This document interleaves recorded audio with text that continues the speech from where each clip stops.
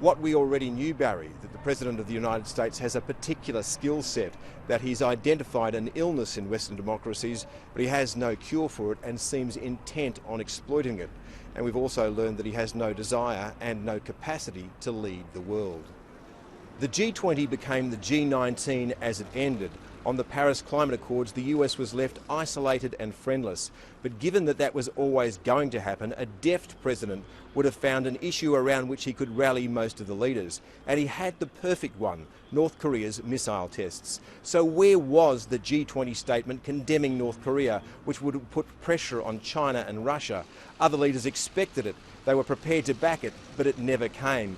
There's a tendency among some hopeful souls to confuse the speeches written for Trump with the thoughts of the man himself. He did make some interesting scripted observations in Poland about defending the values of the West, and he's in a unique position. He's the one man who has the power to do something about it.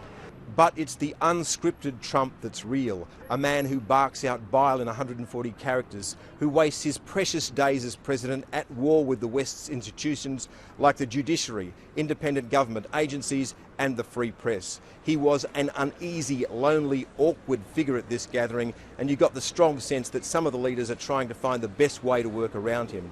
Donald Trump's a man who craves power because it burnishes his celebrity. To be constantly talking and talked about is all that really matters, and there is no value placed on the meaning of words, so what's said one day can be discarded the next. So what did we learn? We learned that Donald Trump has pressed fast forward on the decline of the United States as a global leader. He managed to isolate his nation, to confuse and alienate his allies, and to diminish America.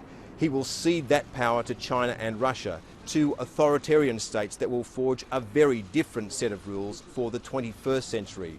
Some will cheer the decline of America, but I think we'll miss it when it's gone. And that's the biggest threat to the values of the West, which he claims to hold so dear.